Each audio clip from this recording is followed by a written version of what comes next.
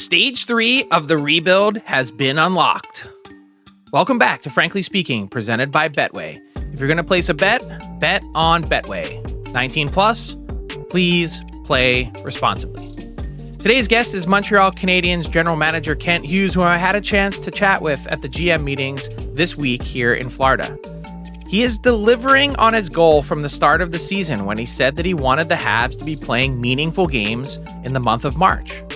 The Canadiens are doing just that for the first time in a non-COVID season since 2017. Yes, it's hard to believe it's been that long, as playoffs had been a rite of passage annually in La Belle Province, but that's what makes this progress all the more sweet to Canadiens fans, as they believe they are building a sustainable winner. So if stage 1 was the teardown and stage 2 was the accumulation of assets, stage 3 is the return to a competitive posture. What is stage 4? What does that look like? We talked about that and Ivan Demidov and his pending arrival. We also discussed Cole Caufield and Juraj Slafkovský, how Hughes earned his nickname of Squirrel in the Habs front office, the growth of coach Marty St. Louis, and the Canadiens' relatively quiet trade deadline. Here's my conversation with Montreal Canadiens General Manager Kent Hughes. Kent Hughes, it's been a while since the Montreal Canadiens have been playing meaningful games in mid-March. What's it like to be in the mix, and what are you looking forward most to seeing? Well, it's exciting. You know, if you, when you're a competitive person as I am, and you come into a job, which was January of 22, you know, the task at hand is to rebuild an organization. But you know, your inner self wants to win every hockey game, and to be in a position that we're in now, for Jeff, the same situation he came in a bit earlier that same season. It's exciting, right? Where every game counts, and we're looking forward to seeing how our players react to that kind of pressure, and you know, and we'll learn from them, and they'll gain valuable experience during this run. Right. So they're going to learn a lot. What have you learned about this team so far this year? That when we're playing our game, we can play with anybody, that we're still, you know, searching for that consistency. I think if you look at any stretch of games, we've been very good. We haven't been great in other stretches, and we're back on another winning stretch, I think, which is, to me, to a certain degree, to be expected with a young team. One of the last things to come is consistency with a player and a group. So we're hoping that all of this, you know, they're building blocks, they're foundational pieces that we acquire and carry forward with us. What do you think is the biggest reason why your team's been able to take a jump from last year to this year? Is it just the growth of individual young players, or do you also get a shot in the arm from someone like Lane Hutson? I think it's everything.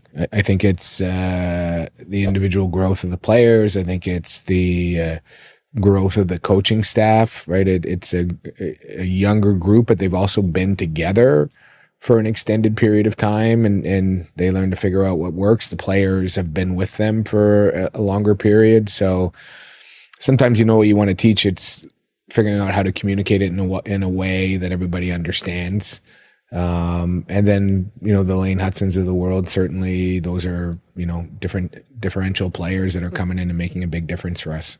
Okay, so I'm going to be filling out my Calder ballot in a couple weeks. Make the case for Lane Hutson.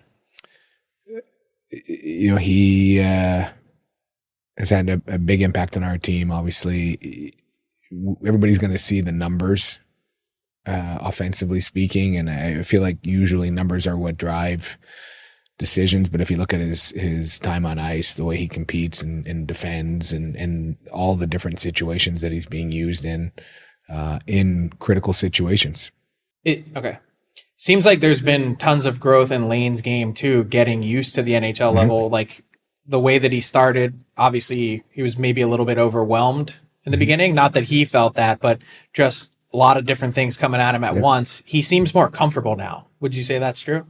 Yeah, I've watched Lane Hutson play for a long time. You know, dating back to, I probably saw him play in youth hockey a little bit without knowing, because he was a year younger than my son. But, at the national program, my son was 1 year above him with the 03s, but because of the COVID situation, there was so much interchange between the two teams that I got to see a lot of them, see him the following year in his draft year, and then 2 years at Boston University. To me, it's amazing, even if I were to think of his last year at Boston University to now, the difference in the kind of hockey player. So it demonstrates there's a high level of intelligence to be able to understand what he can get away with and what he can't get away with, and be able to make those adjustments to his game, because that is not that common with the young players. They usually come and try to force their game, their recipe on each successive level, and then eventually they figure it out, where I think Lane's figured it out quicker. I know there was some weird years drafting wise with COVID, and everyone was kind of playing a little bit of a guessing game too, particularly in numbers of games played. But where Lane was picked at 62nd, is there anything to learn? Are there any draft lessons to learn from that? Because, you go back to the beginning of the process, people would say, oh, this guy is a top 10 talent. Mm-hmm. And he had shown that ability, but is it a size thing? Like, what is it that, if you were not to redraft, but if you were to look at things again, how does he end up with you at 62?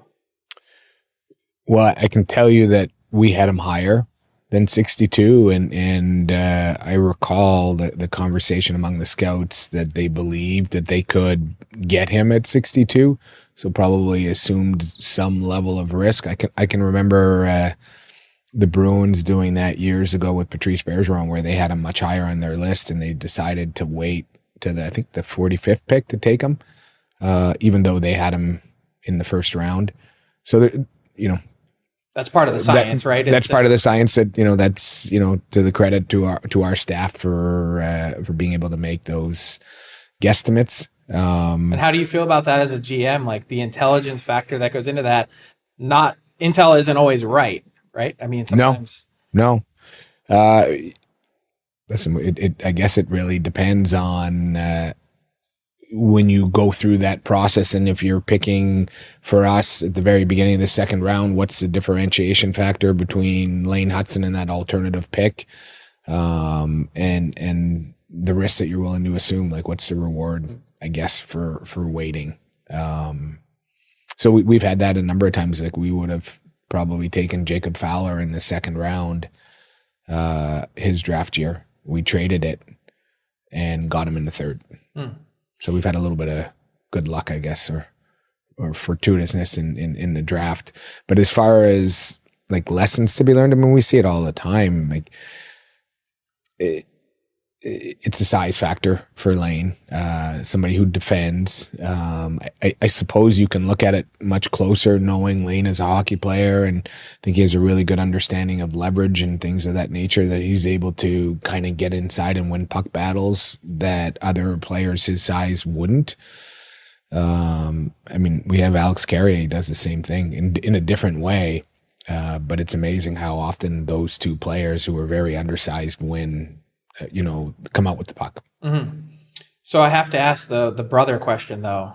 Obviously, Lane's brother, Cole, different player, yep, and has seen a lot of success in the second half of this year. But when you go back to the draft process, you had one Hutson. Did you think about taking another?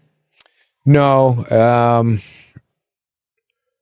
we didn't. We had him rated higher than he went to, if I remember correctly. But I think, it's one thing to have. First of all, you got a size factor combined with a left shot factor for us. We've got other puck moving D in our pool. The Engstrom kid in Laval is a real good puck moving defenseman. So I think there's a lot of different factors that come into play. But we wouldn't have taken him earlier than with one of our two picks. Understood. Another Cole Caufield has obviously seen a ton of success this year and has found that consistency that he's been looking for and you guys have been looking for. What stands out for you about his game this year? A couple of things. I know Marty worked with him a lot when he first came on how he received pucks on the backhand and collected pucks on rims, and I know it, so maybe I'm more trained to look for it. but he is so much better at receiving passes that aren't right on the tape, whether they're like off his heel on the back end. He used to kind of roll off the blade a little bit, and I think he blocks it and holds it way better now. And defensively, I know that's kind of generic, but it's truthful because it makes a big difference when he can play in all situations and we're not worried about the defensive side of the game. He's on the ice more often, and being on the ice when you're Cole Caufield means there's a chance you're going to score a goal. Mm-hmm. And just in speaking of some of the other young guys that you have, Slafkovský obviously has come on of late. Mm-hmm. Another year where he's at a monster second half. Yep. A bit of a slow start this year, or slower, given the expectations that I think surrounded him with the contract. Is that just part of his game, the slower start, or has there been a growth factor that you've seen with him this season? Is his game different than when he was at his best last year? His game's different. Yeah, I've seen a big growth factor. I think we saw a little bit of a regression, but it's not surprising to me. In fact, I can recall doing an interview after we signed him at the Hlinka tournament saying I don't expect his progression to be completely linear, that you see it. You've seen it in all your years of watching hockey. I've dealt with it representing players. You have a little bit of success, and sometimes now you're armed with a contract. A lot of players feel pressure with that contract, right? I still remember, and it was probably the first time it kind of dawned on me when Bergeron had signed a really big contract for that time for somebody coming out of the entry-level system, and he got injured quite a bit. And that was a 5-year deal. When he came out of his contract, he said, "Hey, Kent, what do you think?" And he goes, I'd like a deal of what, I can't remember, we did 3 times 5. That's amazing now, and right, and what the cap is. And I was like, 3 times 5, that's way below what you should get. And his comment to me was, Mikko Koivu makes that amount. That's a fair comparable. And I don't have to worry about getting criticized for my contract. He had been under the contract for 5 years, and never even dawned on me that he felt that pressure, because he didn't get a lot of criticism for it. He was too respected in the marketplace. But I do think there's a lot of different things that affect the player. Sometimes you come in and your identity gets a little bit confused, or the way you need to play to have that success. And I think more than anything else in Slav's case, that was it. He's coming in thinking about production instead of thinking about the areas of the game that he needs to excel at, which will lead to production. Mm-hmm. And I think that's, kind of where he's at now. We really saw it in the Tampa game right before break. He got demoted off the first line, and all of a sudden he changed how he played, and he was more direct. He was more physical. He got around the net more often, and he had success. And came out of break, he went back on Susie's line, and Cole's, but he played that way, and that's what we're seeing from him. I think maybe that's one part of signing contracts that we get wrong as fans and media, that you mentioned the pressure. I think the big thing that we look at and we see is, maybe that guy just got comfortable. He's got the long-term deal, and he says, "Hey, I don't need to push as hard." How being an agent previously, does that help you as a manager now when you sign a player to a deal like that you're able to kind of have all sides of the perspective? Yeah, I think that's been, if I had any kind of advantage coming in, it would be understanding how a player thinks, and having been through that with all kinds of different personalities through almost 30 years. Maybe I'm kind of more open to a broader set of reasons to explain a player's lack of performance or behavior, whatever not.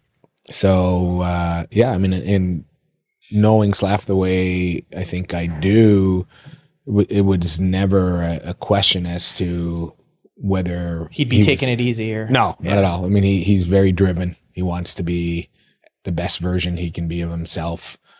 He expects a lot of himself. I think if anything, he can be really hard on himself, but that's different than understanding how to excel, right? Sometimes it comes to you at some point, and it came to him. But I don't think he understood enough. And we were telling him, we're like, look back at all the goals you were scoring second half of last season. You were in front of the net all the time. Mm-hmm. Now you're popping out high, looking for one-timers and things like that. So, but he's stubborn too. He's got a stubborn side to him, which I think is great. But it took a little while to kind of get him refocused on how to play his game. So you've known Jeff Gorton a long time. How do you guys work off of each other? Are you, as manager, someone that spends more time around the team getting to know guys? Does Jeff do less of that?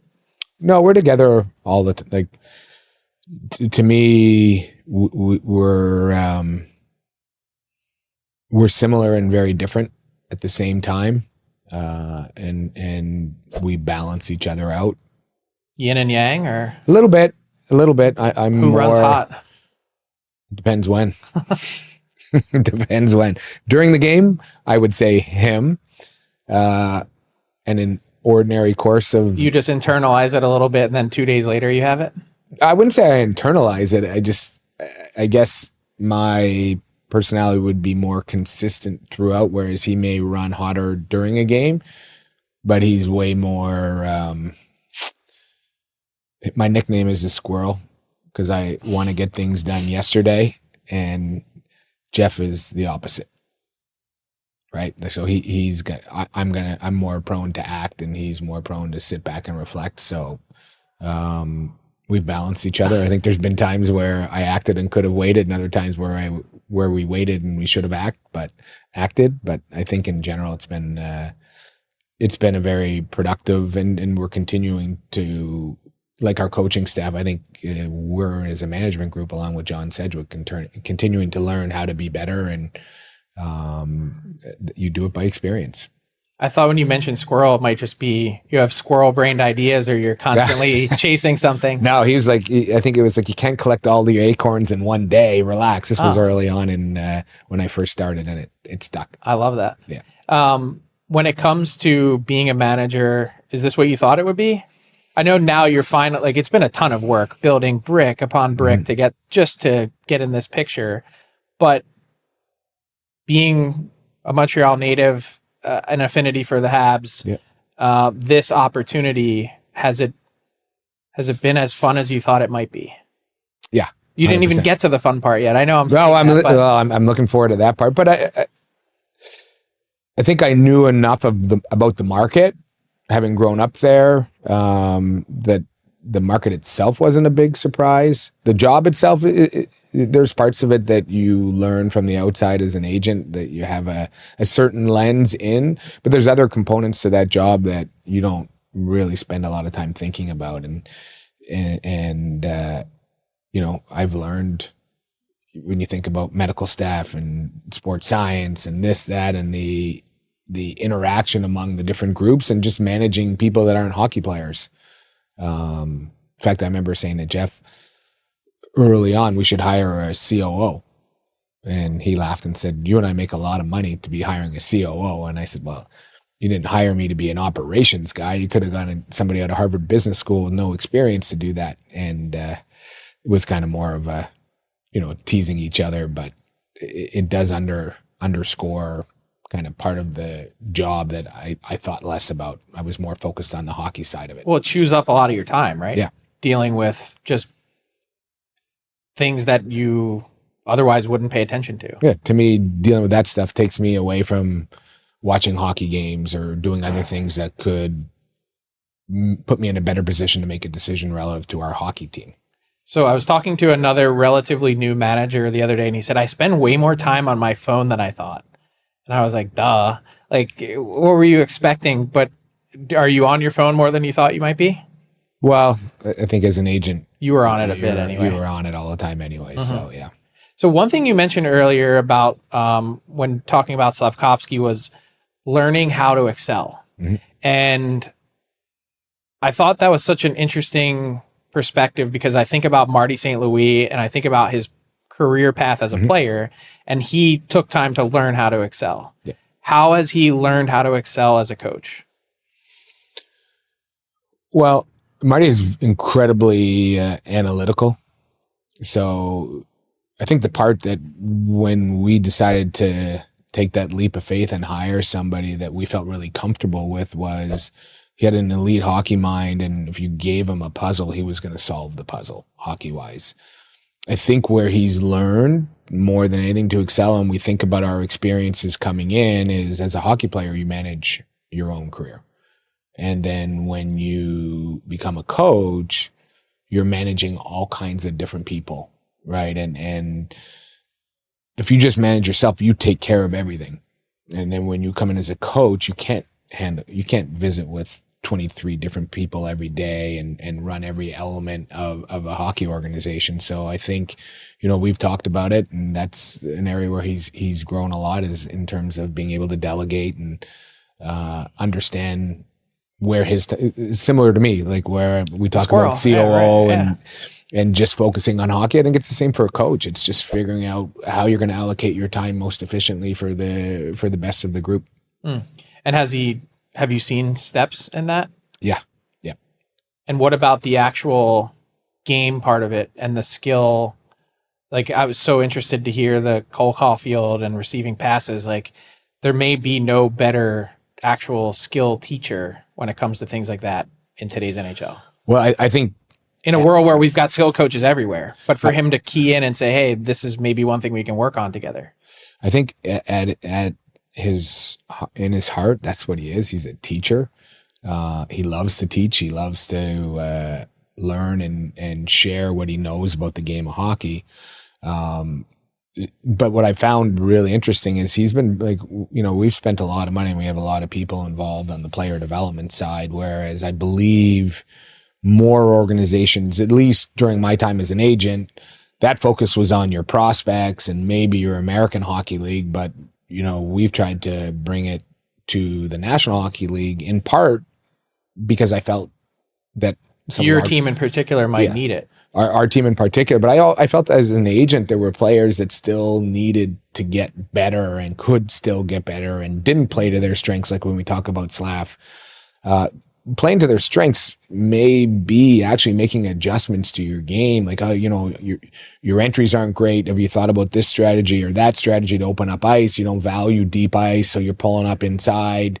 But what Marty's been really good at is to take those people, the Adam Nicholases and Scott Pellerins of the world, and Paul Byron works in our development staff, and now Alex Burrows, when he decided to take a step back, commitment wise, Marty's great at integrating them into their practices. So what does that look like? Well, they're, I would say in Montreal, so Pelly spends more time in Laval and Adam more in Montreal, but they sit in on all the coaches' meetings. Right. So everything that they're trying to do, so they can appreciate what they're trying to do as a collective on a macro level. And then they're sharing what their thoughts are on a micro level, and they're, keeping all that information, Adam is, and then integrating it into, okay, like we got to do this, this, and this for Slav. These are what we're working on. So the communication is consistent. He's on the ice with them. Sometimes he's assisting them in kind of drill creation to solve a particular problem that they've identified with the team, and Adam can help construct a practice drill around it. One of the biggest things that I think in conversation with managers privately, they'll say, love my coach, love conversations with him, but God, he's so stubborn sometimes. When it comes to how managers, presidents, whoever it might be that are in conversation with their coach, in terms of trying to broaden their horizon or thought process of how they see the game or view a certain player or his role within that, how have you found Marty to be in terms of opening up some of those lines of communication that maybe he sees the game a certain way or sees a player a certain way to challenge him a bit as you go through this process? Well, I think, he's stubborn too. I'm stubborn. It's interesting to see that some of these, like you talk to other managers, and it's fairly consistent. There's certain issues that we all struggle with, and I think they're not all the same personality. So I think some of it has to do with the positions that we're in.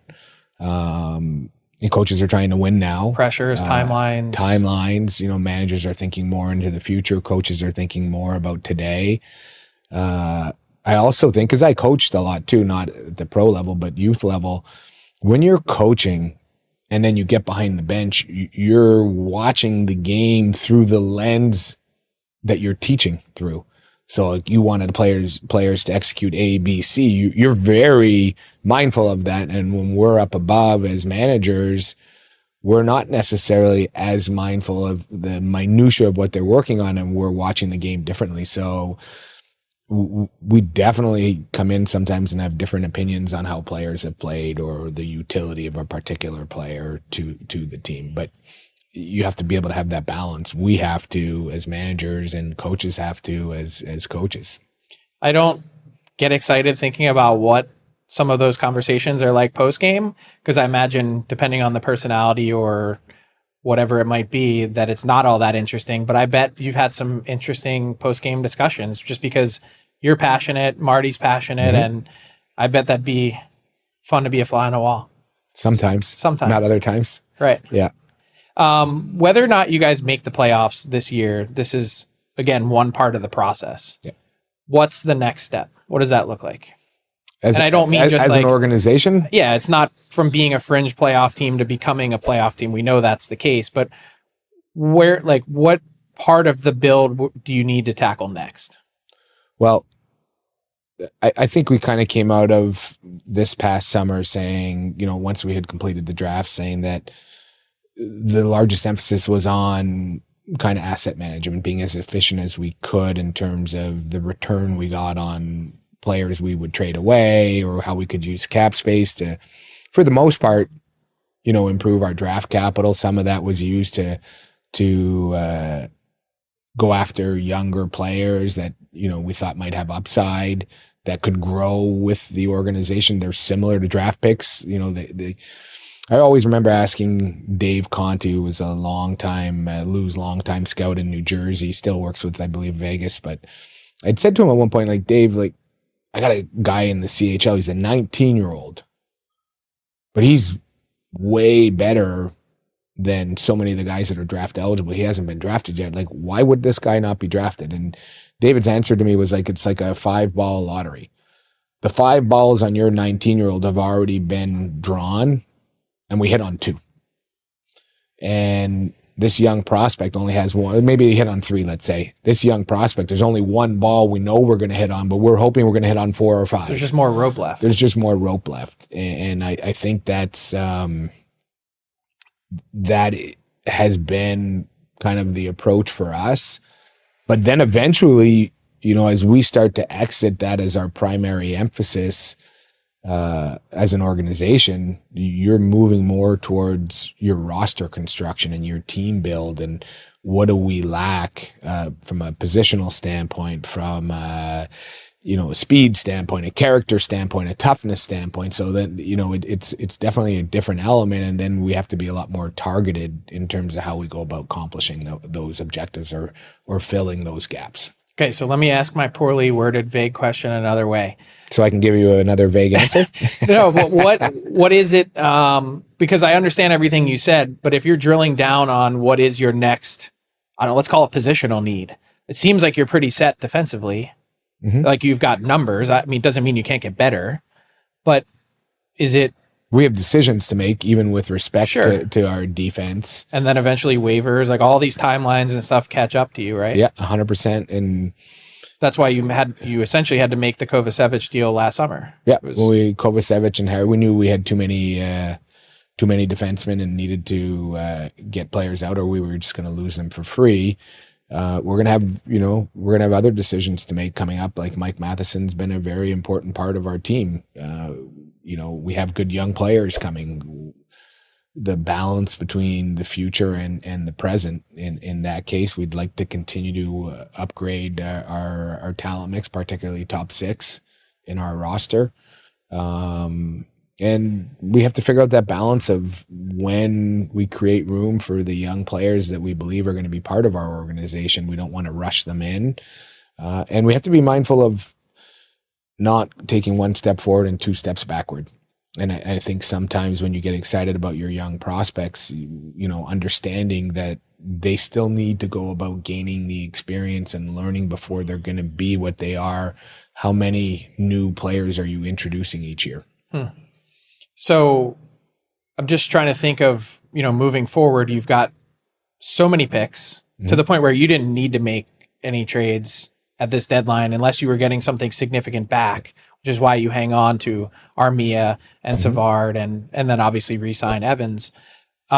You've got tons of prospects, almost to the point where, again, you're not going to be able to keep everyone. You're going to have to strategically make decisions on who to sign and not sign. Yep.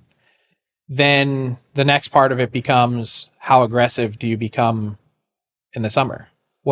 Give us a preview of what we can expect from the Montreal Canadiens. I would expect, we know we have Demidov coming. We're hopeful that, again, it's a young player transitioning to a different culture, a different life, a different league, a different style of play. He's very talented. Do we know he's going to hit the ground the way Lane Hutson did this year? I don't. But we're hoping for that, and we're hoping that he's going to be a piece next season. And we would look to continue to add to that to upgrade. But we've got to be intelligent about it. I'm sure there's going to be a portion of our fan base saying, hey, you have cap space, go out and spend it. And we will, if we can make an intelligent decision. But historically, what we've seen from teams is they have this window to win.